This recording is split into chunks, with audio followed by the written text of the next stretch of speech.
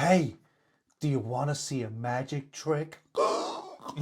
Okay, hi guys, it's Film Fan. I am the bold one. I am the bearded one. And we'd like to ask you to like and subscribe, please, to our movie channel where we take a distinctly British look at movies from around the world. So what you mean is honest? Yes, our honest opinion. We don't have any sponsorship because we haven't got any subscribers.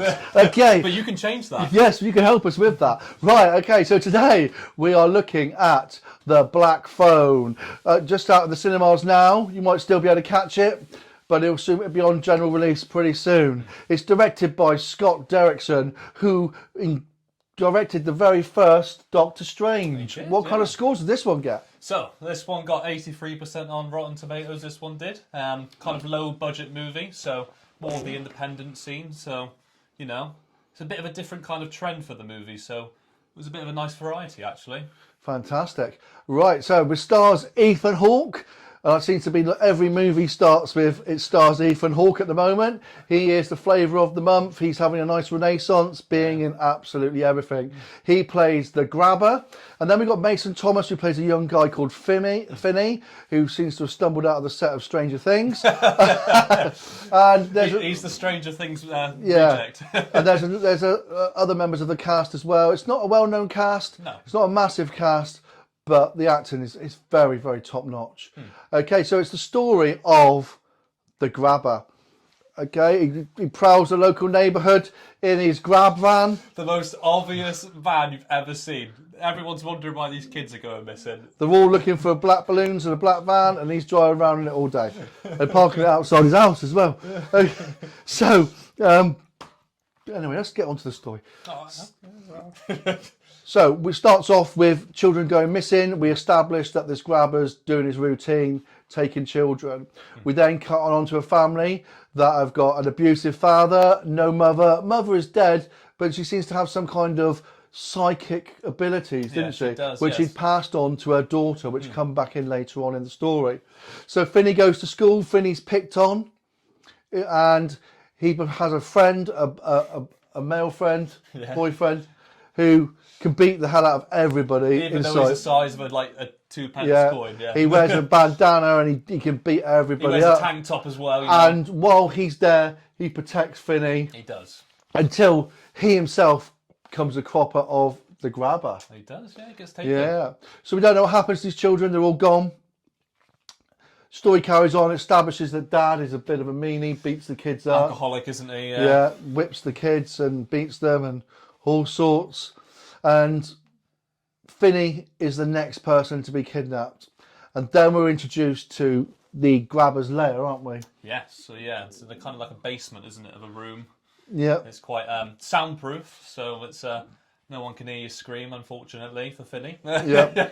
And the grabber comes down in a series of devil mask type things in an attempt to psychologically break the boy. Yeah. Okay, and we then begin his pathway to whatever he does with these children. In this room is a phone. Disconnected, by the way, as well. A disconnected black phone. And through this phone, Finney can talk to the previous victims of the grabber, who give him advice on how to escape and tricks and tactics to try and survive for as long as they can against the grabber, who's coming down and getting more and more and more agitated and trying to force Finney into enabling him to enact the next part of whatever he's going to do. He's trying to play him at his own game, isn't he? Yeah. To prolong his survival. So Finney has been a victim all his life, now has to become a hero. He has to try and fight his way out. All this time, the police are searching for them, aided by his sister, who's having visions. She has dreams, doesn't she? Yeah. Which his dad kind of suppresses, but... Yeah, doesn't like it because it affected his wife, didn't it? Exactly. And so the story entails up until the climax, where we can't tell you what happens because that would be spoiling it. Oh, can't do that for you, can we? And that's basically the story. It's not a massively long story, but it's a massively in-depth story. Yeah, it's very methodical, isn't it? Yeah. What did you think of it? I'm not a big fan of these kind of horror kind of things, but to be fair, it's not a very horror movie, is it? It's more of a thriller, isn't it? It's more psychological thriller, comes supernatural. Yeah. I mean, the supernatural aspects were a bit kind of thrown in there, I thought, was a bit weird, but... If I was to meld two things together, I would take Stranger Things and I would meld it with it. Yeah, definitely. And then you would have this kind of thing. They've definitely taken a lot of inspiration from those kind of things. Yeah. Settings and that. Ethan Hawke is brilliant. Yeah, he's very good. Really, really good. He plays that sadistic role very well. Yes, he does. Yeah, very. He's not. He's intense without showing his intensity. Yeah, he's intense, but he's not shouty and that. The kid is amazing. The little girl is brilliant as well. Yeah, she's very good, wasn't she? Every actor in this absolutely goes to town. She's got a bright future, that kid, I think. Yeah. Finney might not if he didn't get that phone. Okay. I am not a massive fan either of horror. We both don't like horror films. No. We don't watch any. Not because we get scared of them. It's just not our bag. Speak for yourself, Bob. Speak for yourself. Apart from when you jump 50 foot in The Conjuring. Yeah. Hey, that is a scary movie. Don't listen to that. That's a scary movie. Anyway, it's not our thing. And I put it on and I thought, oh, right, I'll give it a go. And I loved it. I really, really enjoyed it. It was not what I expected at all. There's not overly done with gore and blood.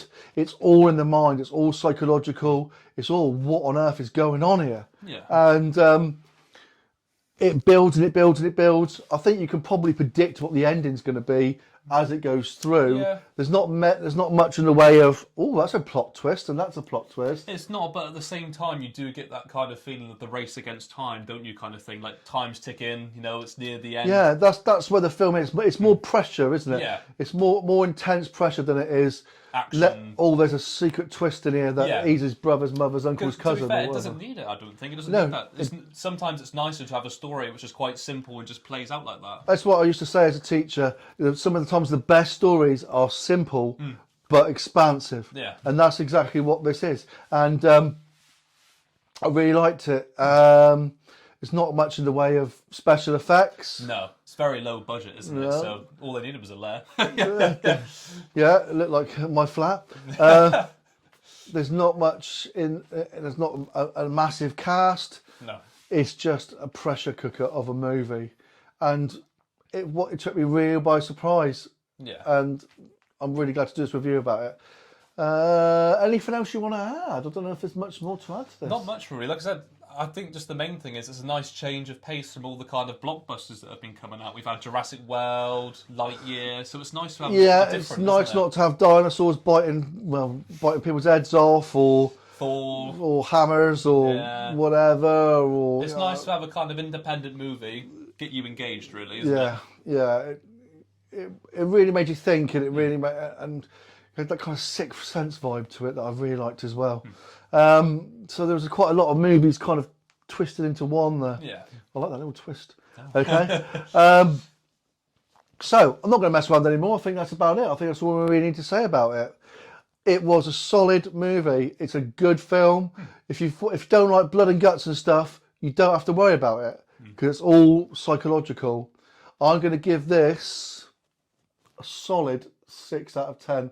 You didn't want to give it 6, so you want to give it 5? We were debating this, weren't we? But I will join you on the 6, just because it's normally not my cup of tea, but I ended up watching it and enjoying it. We did say, as we talked through it, that we would decide whether it fell 5 or 6. I'm definitely feeling 6. Yeah, I think since we've talked through it, definitely a 6. Yeah, I think it's a 6 out of 10. Go watch it. Go enjoy it.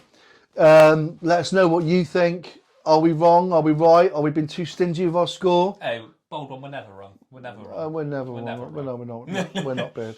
Okay? And if you want to see a magic trick, don't come to me. If you see a black van coming near you, run the other way. Look out for black balloons. Yes. Black balloons. That's going to be the thing for Halloween, isn't it, this year? Right. Okay, mate. Right. So we're going to leave it there. Thank you very much for joining. Like and subscribe. Comments in below. Thank you very, very much for your time. It's much appreciated. Go onto our channel. Check out our shorts. Check out our other reviews. Yeah. Have a look at what we do and let us know what you think. Yeah. But please join us. The more of you we get, the better we're going to get.